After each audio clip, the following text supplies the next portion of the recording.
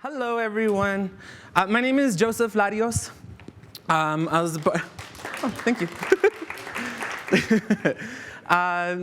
This is my first time at a funder conference, so thank you, everyone who's been very welcoming. My name is Joseph Larios. I'm a co-founder of an organization called Center for Neighborhood Leadership in Phoenix, Arizona, where I was born and raised. And I wanted to talk a little bit about three main things. One, a little bit of context of South Phoenix, who we are and what's going on with light rail. Two, our framework, how we're approaching this. We're pretty early on. We just started this campaign literally a few months ago. And so we are really early on. And so I want to talk a little bit about our approach and our framework and how we're trying to enter into this work. Because I'm learning a lot. Someone talked about organizers needing to be experts, and I am very quickly trying to become an expert in transit-oriented development and equitable transit-oriented development. And then lastly, just a few questions I have, especially from this setting, right? I've heard a lot about new economy, which again is something I'm very much trying to learn and step into. So those are the kind of three ways in 10 minutes I'm gonna try and get to. So a little bit of South Phoenix. So born and raised in South Phoenix, my awakening came from my mother, who organized after we experienced a drive-by shooting from my older brother, who was very heavily involved in gangs at the time. It was the early 90s. And she chose to take a year off of work to walk him to school and then to walk him back home so he wouldn't get into trouble. And through that time, I got heavily involved with Valley Interfaith Project, which was through the church we were at, which is part of the IAF network. And there was a good 5 years from the time I was 11 to 16 of seeing community-based organizing firsthand. During that time, we had our first youth center we built across the street from where I lived. That was a youth center where I learned how to write a resume and got my first paycheck from a summer program. And these are all things my mom fought for and had me go and speak in front of churches when I was 11, talking about being a latchkey kid and what that meant. That was really eye-opening. It helped me understand what community was, and it was all based in the church. And so much of what I saw from my mom is that she knew everybody. And everyone would consistently talk about the old neighborhood and Golden Gate, which is very similar to a lot of neighborhoods where you have your historic black-brown areas, and the airport comes in, along with freeway development and displacement happens. And this was an ongoing conversation within the community about, from my mom's perspective, of trying to build something she felt she had lost. And that was very clear to me, even if it wasn't explicit. And there was a lot of pain that I would consistently hear from family members and from community members about this sense of loss from the old community, from the old neighborhood. And that was really profound for me, especially as I started to look at downtown development, where we got our Bank One ballpark, and a series of major developments in the downtown that always looked like the back end. I always saw the back end of downtown. As I got older and I started to learn more about why people did not want to go to South Phoenix, why when I took the bus southwards, people were like, oh, can't go past Van Buren, I'll get shot. And why people consistently had this stigma of our area that was so fundamentally different from my own experience. And as I started to do research and I started to look at what was going on and hear about my community from what oftentimes were outsiders, about how sick we were, all of our health outcomes, right? We are twice the national average for asthma. Our number one killer is cancer, followed by heart disease. We have a 19-year less life expectancy in A5040 than in parts of Scottsdale, which is literally like a 15, 20-minute drive.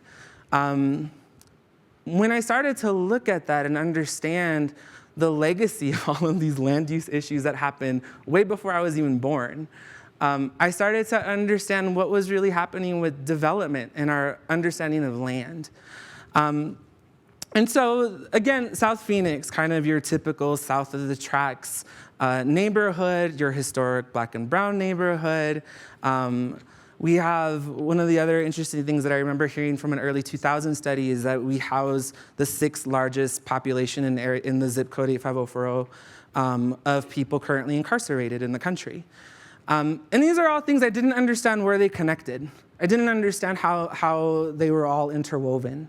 And it wasn't through my work in really the past year in learning from Black Lives Matter, learning from Right to the City, right? Learning from all these folks that were outside of Arizona that had been engaging in this work. And so as we move forward as an organization from Center for Neighborhood Leadership, our fundamental theory of change is that people just need the space to step into their own leadership. People have the ability to define for themselves what would have the greatest impact. And people should be given the resources to envision and do that work. That led us to an understanding of two fundamental things that we were seeing in Phoenix. One, mass incarceration is still a major, major issue.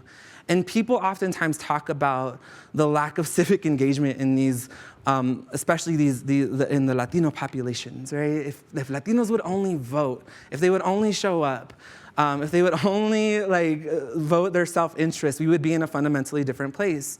And it wasn't until I started learning about mass incarceration. I read Michelle Alexander's book on the new Jim Crow and recognizing, well, okay, if you're talking about civic engagement and we house the 6th largest population of incarcerated individuals, and you're wondering why people aren't showing up and why people aren't participating, it's because that civic engagement, civic participation has been intentionally put down, right? And in some ways beaten out of people. Folks go and they move to the informal economies, right? They move to places to survive and to figure out the hustle. And that's what you do. And so as I looked at all of this and recognized that the city of Phoenix was about to invest in a major light rail project into South Phoenix, and also recognizing, given the research and this learning that I was doing, that displacement from what I had read happened in 100% of the cases where major investment, public investment was going into transportation to a known low-income neighborhood. It always happens. And so I was, trying to figure out, okay, how do we combat this? It seems really overwhelming, and even being here, there's still a ton of questions about how do we face the challenges in front of us, given some of the systemic structural challenges around clear racial bias that have been institutionalized for generations. How do we combat that? And so as I'm learning, right, I want to talk a little bit about our approach, because we're really early on, and we're trying to figure out what's the best way to do this. And so in a little bit of time, I want to share this that we have. It's very quick and dirty. But through Vitalyst Health Foundation, we had been talking about systems change. And it's really through Vitalyst that pushed me to consider and to think about my work through this lens.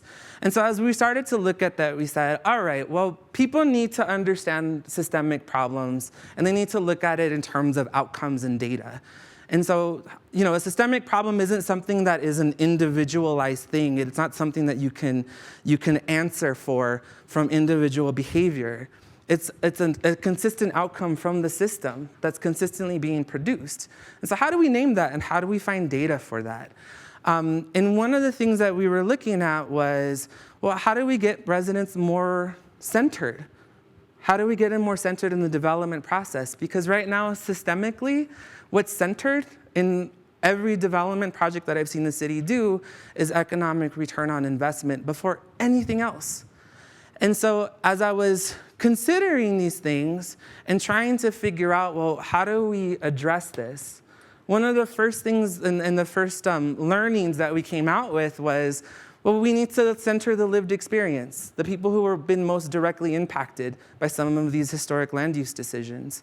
And so the first thing I did was recruit 15 residents who had been formerly incarcerated, residents who have had battles with my mom, right? 3-time breast cancer survivor, part of our community-based participatory research group. Maya, who is a childhood friend, right, has had a felony for possession that has kept her from getting jobs year after year after year. And so how do we bring those folks in before we get to solutions, before we get to how do we do equitable transit-oriented development, before we engage the city? How do we get those folks to hold their own experience, to hold and value what they have to bring to the table? And so as we're looking at that, we're fundamentally trying to figure out and how to center lived experience through community-based participatory research. And so it's one of the tools that we're trying to utilize to onboard folks to this process. And I wanted to say that because I don't think that there's oftentimes enough thought given to what does it take to help folks step into their own leadership and to own the wisdom and experience that they have. And we find that that's just one way to do it. And as I sit here through these last 2 days, I'm finding that there's so many more ways out there that we can be testing this and moving residents into a place of leadership. One last thing. As we're considering that lived experience piece and how do we best onboard it and understand roles and responsibility to that, how do we do the same thing on the institutional side? And how do we start to onboard the institutions and say, here's what we need from you. We need your data. We need your access to resources. We also need your place of privilege to center the voices that are going to be coming to your table. And so how do we start to be very clear that these are our respective roles? There's a lot of questions in here on both sides. This is a very new thing that we're trying to unfold. But at the end of the day, we're trying to be very disciplined to lived experience has to have the same value, if not more, than what we get from the institutions. And so we have to invest and put the same kind of thoughtful effort in recruiting and bringing these folks on board. And so we have a few other frameworks that I obviously didn't get to in terms of our equitable transit-oriented development. We're good? Okay, thank you. One of the other places that, as we've continued to do our community-based participatory research, one of the things that came out was a framework around restorative justice to understand development. People said, okay, we're learning about our history. We're learning about why we've been sick. We're learning about why we've been disengaged from or put out of the process in a lot of ways. We're learning how this all happened. So if the city's consistently talking about how transit-oriented development is going to bring so much benefit, we should really be talking about those benefits coming to us in response to land use decision-making that was done in the past, in response to things that were intentionally decided upon. South Phoenix, 85040 houses 5 out of the 7 industrial waste sites of the entire city.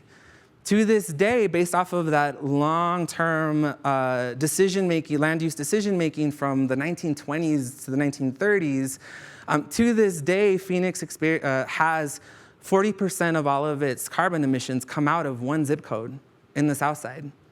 Our development and our urban sprawl, forget just light rail, is still largely supported by the industrial zoning that borders all of South Phoenix. And so our economy that's driven off of a development is literally off of the backs of the folks who live in South Phoenix. And if we're gonna finally get positive investment, how do we make sure that it's restorative, that we acknowledge those things that happened in the past? And that all came from the community and the community-based participatory research and people getting back into touch with the history that was erased and healing from that, right? It opens up trauma. It opens up a lot of things for community folks. But the moment that they take these places of trauma and see them as moments of power and wisdom to contribute to a new way forward, things that when they go in and they look at the city's environmental impact assessment and see that people were getting paid big bucks, and philanthropy was putting major dollars into that, into an environmental impact assessment that the city did for the purpose of equitable transit-oriented development, and yet their environmental impact report absolutely doesn't talk about displacement, has no accounting for the impact of displacement on transit-oriented development, not present within the document, right? And so our folks now with community-based participatory research and very early on is saying, well, how do we offer an alternative to their environmental impact assessment? How do we take what they started with and say, here's what's lacking, here's what's missing, here's what you didn't account for, and produce our own document that says, right, and then work it through that system. And so that's where we are. We're very early on in our work in trying to address equitable transit-oriented development. But at the baseline level, what has come out of the community-based participatory research work is that we are fundamentally looking to do equitable transit-oriented development process that is resident-led with a restorative justice lens. That's our desired result. That is what we're looking to accomplish. And that means being able to consistently figure out, how do we center that lived experience? How do we invest in that? And how do we have an approach that is reflecting that piece? And so community-based participatory research is on that side. We're working with an organization called KDIF, which is a community-based radio station. They have the airwaves. They just need to go live and put it in the hands of community to tell their own story. And so that's the type of work that we're working on. There's a few other things that are here that hopefully we'll wait for the question and answer piece. But that's what I wanted to share with you. And please engage me. And for those of you that I have met, that I've gotten your contact information for, please keep in contact. We are looking for a lot of help, right? We're looking for a lot of learning that I know is in this room. And hasn't been present in Arizona. And we would love to bring that back as we continue to move forward in this work. So thank you very much.